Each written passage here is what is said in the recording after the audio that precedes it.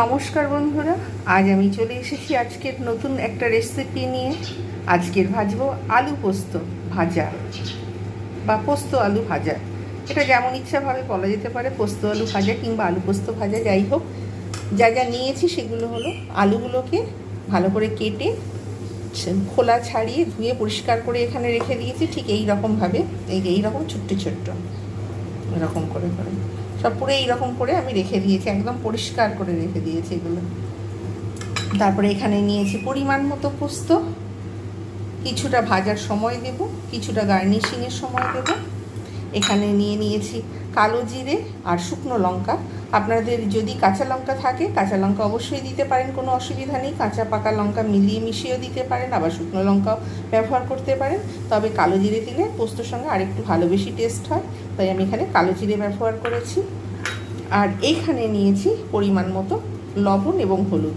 এই অল্প কটা ইনগ্রেডিয়েন্টস দিয়ে এত সুন্দর আলু পোস্ত হয়, অর্থাৎ যেটা বলে বোঝানো যাবে না। আপনারা অবশ্যই আলু পোস্ত ভাজা বাড়িতে অবশ্যই ট্রাই করবেন। যাই হোক, এইবারে আমি কড়াতে দিয়ে দিয়েছি সাদা তেল। সাদা তেল একটু গরম হবে, সময় লাগবে। তেল অলরেডি গরম হতে শুরু করেছে, একটা আওয়াজ হচ্ছে, বোঝাই যাচ্ছে। হ্যাঁ, তেল গরম হয়ে গেছে, সুতরাং আমি এর মধ্যে দিয়ে দেবো শুকনো লঙ্কা আর কালো জিরে, যেটা রেখেছিলাম ফোড়নের জন্য, আমি ওইটা কিন্তু দিয়ে দেবো। একটুখানি জাস্ট কালার হলে এবং সুন্দর একটা স্মেল আসলে আমি কিন্তু তখন আমি এর মধ্যে দিয়ে দেবো সুন্দর একটা স্মেল এসে গেছে এবং লঙ্কাগুলো দেখা যাচ্ছে সুন্দরভাবে অল্প অল্প করে ভাজা হয়েছে। আঁচটা কিন্তু কমানো রয়েছে, না হলে কিন্তু শুকনো লঙ্কা এবং কালো জিরে পুড়ে গেলে এর কিন্তু একটা বাজে একটা স্মেল থাকে। আর ঠিক মতো ভাজা হলে এর যে গন্ধটা খুব সুন্দর, সেটা বোঝাই যায়। যাই হোক, হয়ে গেছে সুন্দরভাবে ভাজা। আমি আঁচটা একটু তুলে দিলাম। কালো জিরে শুকনো লঙ্কার এই যে ভাজা যে গন্ধটা আমার ব্যক্তিগতভাবে খুবই ভালো লাগে। কাঁচা লঙ্কার সঙ্গেও কালো জিরে খুব সুন্দর যায়। এইবার আমি এর মধ্যে দিয়ে দেবো আমি যে আলুগুলো পরিষ্কার করে রেখে দিয়েছিলাম, ধুয়ে কেটে টুকরো টুকরো করে, সেগুলো আমি এর মধ্যে আমি দিয়ে দেবো। সুন্দরভাবে আমি এরকম করে এপিট ওপিট করে সুন্দর করে আমি নেড়ে নেব। আমি এখন কিন্তু পোস্ত দেব না, আমি এখানে এর মধ্যে আমি কিন্তু এই মুহূর্তে আমি কিন্তু লবণ এবং যে হলুদটা রয়েছে আমি কিন্তু সেইটা দিয়ে দেবো। তার একটাই কারণ, এটা কিন্তু ভালো মতোভাবে এর মধ্যে মিশে যাবে এবং একটা সুন্দর একটা টেস্ট আসবে, তার জন্য লবণ এবং হলুদ দিয়ে দেবো। আপনারা ইচ্ছা করলে হলুদটা নাও দিতে পারেন, অপশনাল। আমি হলুদটা দিয়েছি তার একটাই কারণ, আমার হলুদের গন্ধটা এর সঙ্গে ভালো লাগে মনে হয়, কম্বিনেশানটা। অনেকে আবার হলুদ হয়তো পছন্দ নাও করতে পারে পোস্তর সঙ্গে। যাই হোক, যদি আপনারা না পছন্দ করেন, না দিতে পারেন, কোনো অসুবিধা নেই, আপনাদের সেটা ইচ্ছার উপর ডিপেন্ড করছে। তবে হ্যাঁ, হলুদটা আমি পছন্দ করি তাই দিয়েছি। আর স্কিপ করে কেউ দেখবেন না, স্কিপ করে দেখলে কিন্তু আপনারা কিচ্ছু বুঝতে পারবেন না। তাই এই রকমভাবে আপনারা অবশ্যই বানাবেন। আর এই যে এইবারে আমি প্রায় 3-4 মিনিটের মতো একদম লো ফ্লেমে আমি ঢাকনা দিয়ে রেখে দেবো। ভাজা হবে, সাথে সাথে আলুর ভিতরগুলো কুক হবে, মশলার গন্ধগুলো সুন্দরভাবে হবে। ততক্ষণ আমি এবার বন্ধ করে দিই ক্যামেরাটা, আবার একটু বাদে ফিরে আসছি। 3 মিনিট পর আমি কিন্তু ফিরে এলাম। আলুগুলো কি সুন্দরভাবে ভাজা হয়ে গেছে, এপিট ওপিট করে। আলুগুলো দেখি সিদ্ধ খুব সুন্দরভাবে হয়ে গেছে, প্রত্যেকটা আলু খুব সুন্দর সিদ্ধ হয়ে গেছে। সুতরাং এইবার আমি এর মধ্যে আমি কিন্তু ইজিলি আমি পোস্তগুলো দিয়ে দিতে পারি। যেহেতু সিদ্ধ হয়ে গেছে আলুগুলো, ভাজা অবস্থায় কিছুটা দেব আর কিছুটা গার্নিশিংয়ের জন্য রেখে দেবো। এটা যাতে টেস্ট হয় তার জন্য আমি কিন্তু এরকমভাবে কিছুটা এর মধ্যে আমি দিয়ে দেবো। সুন্দরভাবে নাড়িয়ে আমি রেখে দিলাম জাস্ট 1 মিনিট, যাতে পোস্তর সুন্দর একটা গন্ধ, সুঘ্রাণ যেটাকে বলে, সেটা যাতে আলুর মধ্যে চলে যায় এবং কালো জিরে শুকনো লঙ্কা সমস্ত যে মিশ্রণ, মশলা এবং পোস্তর যে মিশ্রণ আলুর সঙ্গে সুন্দরভাবে মিলেমিশে যায়, তার জন্য আমি কিন্তু জাস্ট 1 মিনিট আমি কিন্তু ঢাকনা দিয়ে রেখে দেবো। জাস্ট 1 মিনিট পর আমি আবার ফিরে আসছি। ঢাকনাটা ঠিকভাবে দিতে হবে, তাহলে কিন্তু ভালো।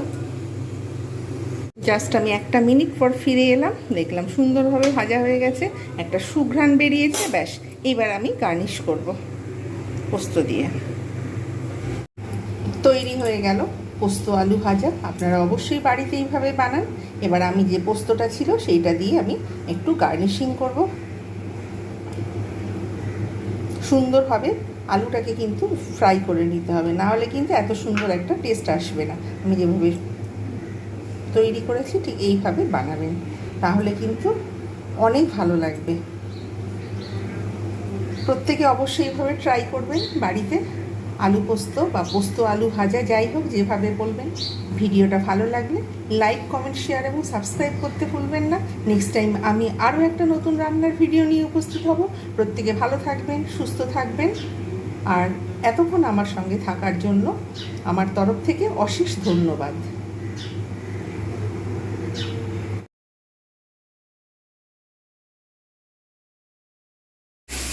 চান হচ্ছে, চান করতে বসে।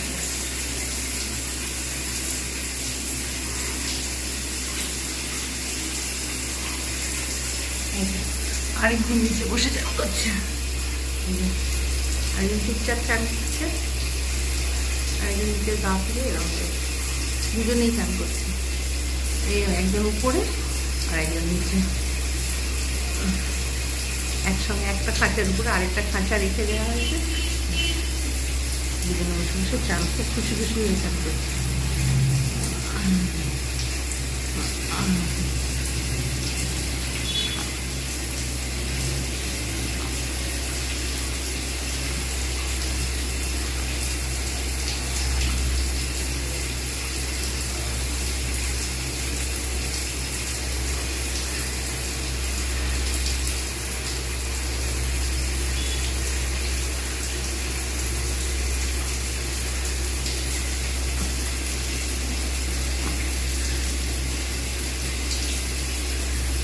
এদের প্রচুর গরম লাগে।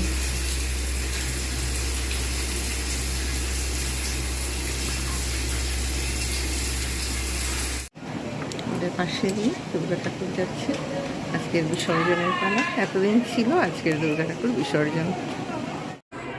আমার বাড়ির সামনে দিয়ে ঠাকুর যাচ্ছে, আজকের বিসর্জন।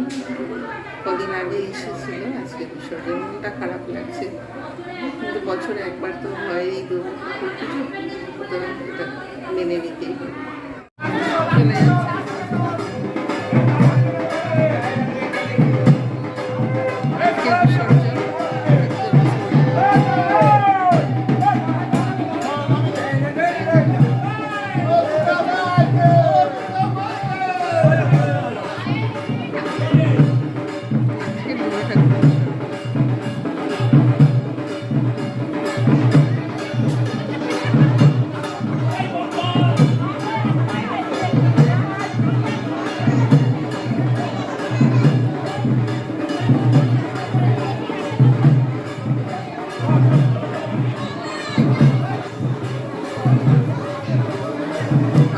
বছর পরে দুর্গা ঠাকুর আসবে, আজকের বিসর্জনের পালা। সুতরাং মনটা একটু খারাপ লাগছে। প্রতি বছর আজকের দিন বিজয়া দশমী। প্রত্যেকেই জানাই আমার তরফ থেকে বিজয়া দশমীর প্রীতি, শুভেচ্ছা এবং আন্তরিক অভিনন্দন। আজকের দুর্গা ঠাকুর চলে যাচ্ছে। এতদিন ধরে আমাদের ক্লাবেতেই ছিল, চিত্তরঞ্জন স্পোর্টিং ক্লাবে।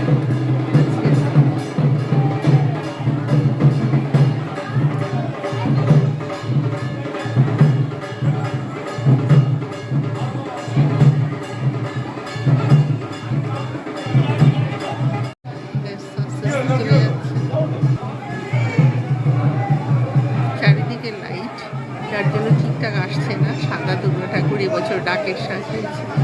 দুর্গা ঠাকুর আবার এর পরের বছর 2025 সালে